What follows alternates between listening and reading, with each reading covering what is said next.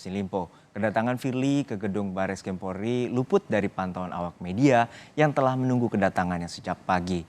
Firly diduga masuk ke dalam gedung Barreskrim tidak melalui pintu tamu yang umum digunakan. Sebelumnya Firly tidak memenuhi panggilan pemeriksaan Barreskrim pada pekan lalu. Ketua nonaktif KPK itu kini berstatus sebagai tersangka atas kasus dugaan pemerasan terhadap Syahrul Yassin Limpo. Menurut kuasa hukumnya, Firly akan mengklarifikasi sejumlah hal yang seperti aset yang tidak dilaporkannya di LHKPN. Informasi terkini dari putusan sidang Dewas KPK terhadap Firly Bahuri akan kami lanjutkan setelah jeda.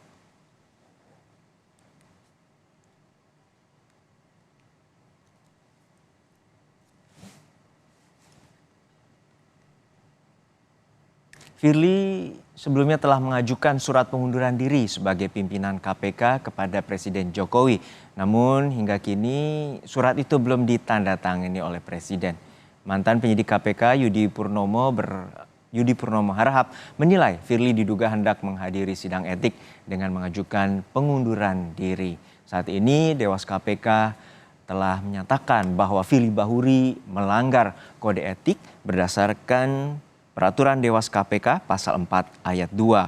Terjadi adanya benturan kepentingan terhadap Ketua KPK atau Ketua Nonaktif KPK pada saat menangani perkara dalam kasus dugaan jual beli jabatan di Kementan. Dewas KPK menjatuhkan sanksi berat kepada Firly Bahuri dengan diminta untuk mengajukan pengunduran diri sebagai pimpinan KPK. Dewas juga menyebutkan selama sidang etik KPK banyak hal yang memberatkan Firly, termasuk kerap tidak menghadiri sidang dengan berbagai alasan, sehingga ada kesan memperlambat persidangan.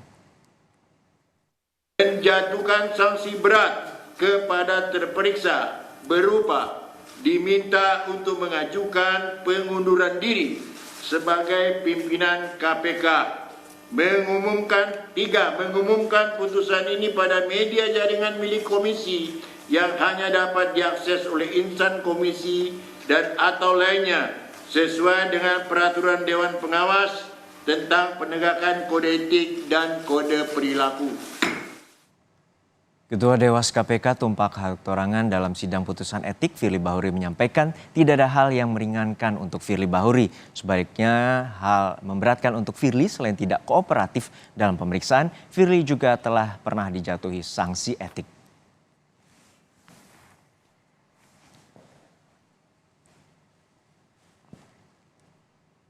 Hal yang meringankan tidak ada, hal yang memberatkan terperiksa tidak mengakui perbuatannya, terperiksa tidak hadir dalam persidangan kode etik dan kode perilaku tanpa alasan yang sah, meskipun telah dipanggil secara sah dan patut, serta terdapat kesan berusaha memperlambat jalannya persidangan.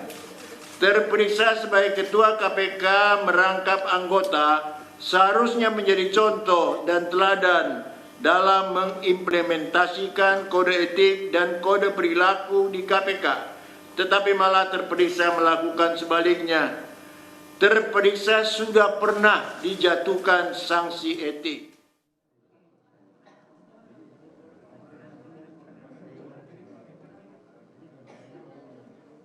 Baik, sebelumnya sidang dari putusan Dewas KPK telah memutuskan bahwa Firly melakukan pelanggaran etik berat dan Firly diminta untuk mengundurkan diri dari KPK. Sebelumnya dalam poin menimbang, Dewas KPK juga menemukan dugaan ataupun bukti bahwa Firly Bahuri telah terbukti melakukan pelanggaran kode etik dengan melakukan pertemuan dan juga melakukan percakapan dengan Syahrul Yassin Limpo. Pada 12 Februari 2021, Firly Bahuri bertemu secara langsung dengan Syahrul Yassin Limpo di Rumah Kertanegara nomor 46, yang tak lain adalah rumah sewaan yang disewakan dari Alex Tirta atau seorang pengusaha. Dan rumah ini disewa sejak tahun 2020 hingga 2023. Setiap tahunnya Firly membayar sekitar 640 juta lebih atau bahkan sampai 670 juta lebih. Putusan pelanggaran kode etik dan kode perilaku oleh Bapak Firly Bahuri. Pada saat pada siang hari ini, 12 Februari tersebut bersama dengan saksi lainnya juga dikonfrontir, yakni dengan ajudan dari Syahrul Yassin Limpo dan juga Syahrul Yassin Limpo beserta juga dengan ajudan dari Firly Bahuri. Pertemuan itu sekitar 30 menit yang disampaikan oleh Dewas KPK. Selain itu juga Firly Bahuri bertemu dengan Syahrul Yassin Limpo pada tanggal 23 Mei tahun 2021 di rumah pribadinya di Bekasi, Jawa Barat. Dan saat itu diketahui juga melalui aplikasi perjanjian pertemuan melalui WhatsApp, dan perjanjian pertemuan itu di screenshot oleh Syahrul Yassin Limpo. Dan seluruh yang hadir, rekan-rekan pers yang saya hormati,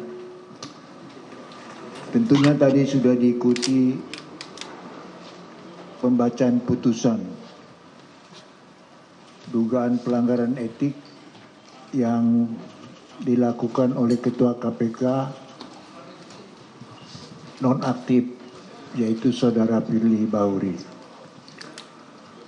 Putusannya saya pikir nggak usah saya ulang kembali, sudah dibacakan. Sanksinya sanksi berat, diminta untuk mengundurkan diri. Pelanggaran yang dilakukan ada 3. Yang satu mengadakan hubungan langsung tidak langsung dengan pihak lain yang ada kaitannya, perkaranya ada di TPK, ada di KPK. Dan itu pertemuan itu dilaporkan dengan teman pimpinan yang lain. Itu satu kesalahan.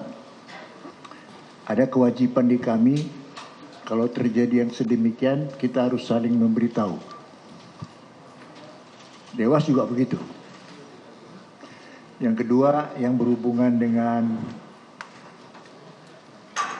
adanya harta, ya, palas-palas, termasuk juga bangunan dan aset yang tidak dilaporkan di dalam LHKPN. Ini juga satu perbuatan yang tidak memberikan suatu keteladanan sebagai pimpinan KPK.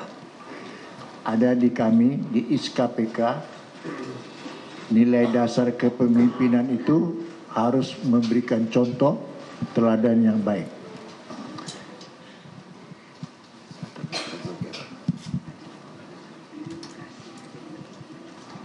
Ya, jadi ada 3 ya. Satu, mengadakan pertemuan tadi itu, dan ini kedua, tidak dilaporkan, tidak diberitahukan kepada teman yang lain, pimpinan yang lain. Yang ketiga, menyangkut tidak dilaporkannya secara jujur harta kekayaan di dalam LHKPN. 3 hal itu. Mungkin ada yang bertanya menyangkut mengenai tindak pidana. Tindak pidana itu memang kita tidak pertimbangkan karena itu ranahnya Polda Metro. Karena beliau sudah dinyatakan tersangka. Sekarang sedang disidik oleh Polda Metro Jaya. Apa itu? Pemerasan, gratifikasi, dan suap. Jadi kira-kira begitu saja sementara ini yang bisa kami sampaikan secara tertulis, sudah ditayangkan tadi semua. Kalau masih kurang bisa diminta nanti sama si sekretariat kami, ya, petikan-petikan, ya bolehlah kalau petikan. Tapi kalau yang putusan seluruhnya repot itu ada 175 halaman itu, hampir 200 halaman, jadi terlalu banyak. Ya, saya rasa demikian. Silakan kalau ada pertanyaan. Baik, Ya. terima kasih. Kita mulai tanya jawab ya.